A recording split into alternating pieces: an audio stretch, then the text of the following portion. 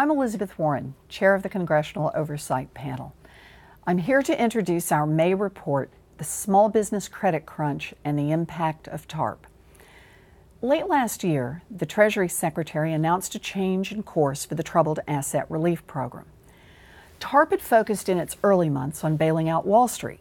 Now, the Secretary said it was time to focus on Main Street, and in particular on helping small businesses get a loan.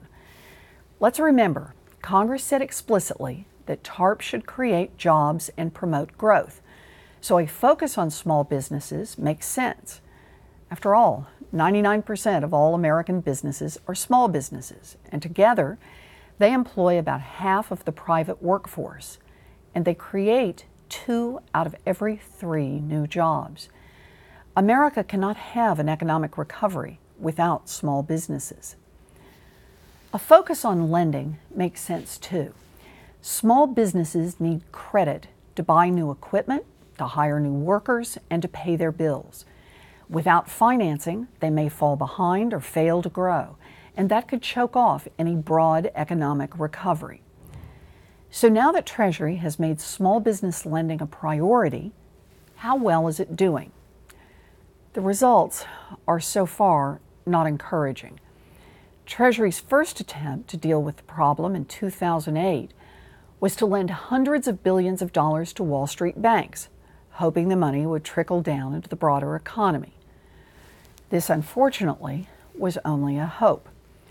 Treasury never required the banks to lend their new money, and in fact, Wall Street banks have cut back on small business lending by 9%. And this is worth noting. The cutback for small business lending is more than double the cutback in overall lending. The big banks pulled back on everyone, but they pulled back harder on small businesses. With credit from big national banks shrinking, many small businesses turn to community banks to pick up the slack. But smaller banks are facing their own problems with commercial real estate and other risks. But they have also cut back. The result is that many small businesses face a bleak landscape. With the economy in deep pain, many have had to shut their doors, and some survivors are still struggling to find credit. To be sure, the credit crunch has hurt businesses of all sizes, but big corporations have a fallback plan. They can access the debt markets directly by issuing bonds. Small businesses don't have that choice, and their options just keep disappearing. If nothing changes, our economic playing field could wind up tilting against small businesses and in favor of their bigger rivals. Treasury has recognized the problem, and it has proposed some solutions. Chief among them is the Small Business Lending Fund, which would pump $30 billion into the small banks that serve many small businesses. This program is a step forward in at least one regard. TARP has shown that giving money to banks without any strings does not produce the advertised results. So the new money comes with strings attached, financial incentives to lend the money out to customers. But this new program also raises concerns.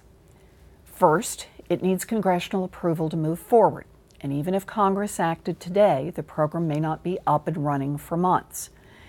Banks may also refuse to participate, either because they don't like the stigma associated with a bailout, or because they're unwilling to take on any new lending risks.